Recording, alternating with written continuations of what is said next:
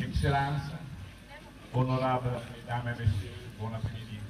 Je voudrais souhaiter la bienvenue à tous. Merci d'avoir accepté notre invitation à la célébration de l'humiliation.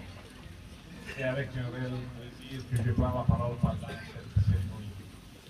J'aimerais bien vous raconter comment est né le projet de la construction de ce De nombreuses années sont passées depuis le 2003 lors d'une visite au Mali et Sor Carmen me fit remarquer qu'Acadie manquait une culture pour l'assistance et les soins des jeunes atteints des handicaps physiques.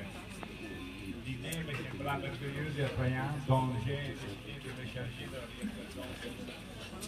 Tout d'abord, il fallait un terrain sur lequel bâtir et nous avons eu la chance de trouver cet endroit magnifique sur le plateau de Coco. Mes deux enfants, Emilio et Matteo, architectes, commenceront à travailler sur le projet qui devait répondre à des critères bien précis. Il devait être essentiel, simple, mais à la fois élégant et surtout fonctionnel. Évidemment, il nous fallait trouver les fonds nécessaires. À mon retour du Mali, en Italie, j'ai parlé à des amis qui ont été séduits par cette initiative et qui, grâce à leur infinie générosité, ont soutenu nos efforts et ont contribué à la réalisation du centre.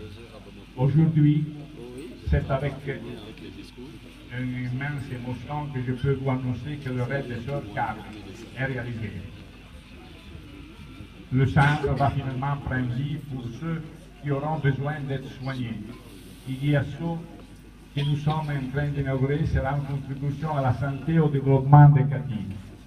Les fiertés d'avoir accompli ce beau travail nous unit, Maliens et Italiens.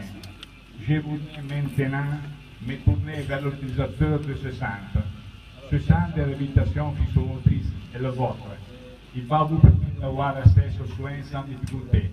Selon sa capacité d'accueil et ses compétences, le centre sera ouvert à tous, sans aucune discrimination, surtout sans distinction de religion et d'idéologie ethnique. Notre but est que le centre voit les enfants malades qui cherchent un secours répartis guéris vers leur famille. Je suis honoré et extrêmement heureux que les plus hautes autorités du pays aient accepté notre invitation. Je voudrais vous remercier pour votre présence. Un grand merci à le ministre du culte, à le Premier ministre, un très grand merci à l'archevêque Monseigneur Serbo qui nous a encouragés et soutenus avec ses précieux conseils pendant cette année de travail et à qui je voudrais renouveler mon estime et ma gratitude.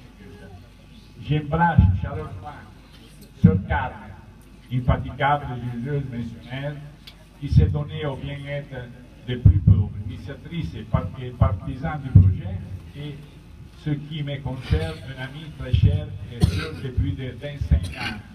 Un remerciement à la mère générale de l'Institut religieux, Sœur missionnaire Reine de la Paix, Sœur Samuela, une femme extraordinaire qui j'admire pour ce qu'elle a fait. À Sœur Myriam, avec laquelle j'ai partagé tous les étapes de la construction du centre depuis la charte de Succaré. À tous les sœurs qui ont reçu au Mali, au Burkina Faso et en Côte d'Ivoire que j'ai rencontrés au cours de toute cette année. À tous les nombreux bénévoles, je voudrais tous les nombrer et les remercier, et surtout parmi eux, un remerciement particulier à mon ami Walter Pensetti, dont l'humanité et la générosité sont sans limite. À monsieur Roberto Scanagatti, maire de Monza, ma ville, qui a tenu à être absolument parmi nous, bien qu'il soit toujours très pris. Merci, monsieur le maire. À l'entrepreneur Ouattara et à tous les ouvriers qui ont travaillé ici, à tous ceux qui ont contribué à la réalisation du centre. Merci. Merci à mes deux filles, Emilio.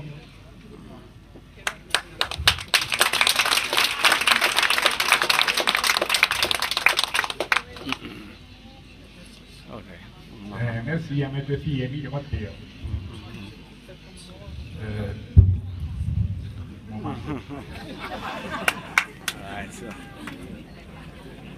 No. à Matteo pour le rôle qu'ils ont joué.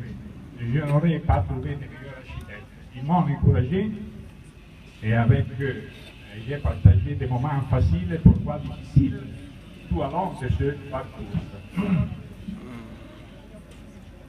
Je voudrais conclure en embrassement à le très aimé Monica, qui est déterminée, infatigable et surtout patiente, et qui a résolu avec grande douceur et beaucoup de détermination les nombreux problèmes du centre. Sans elle, jamais je serais venu à bout de ce travail. La dernière chose, mais la plus importante, aujourd'hui, JCASO existe, mais pour vivre et prospérer, il a besoin d'aide et de soutien.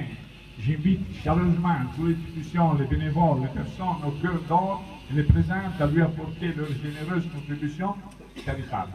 Merci à tous et je vous invite à visiter JCASO. Merci.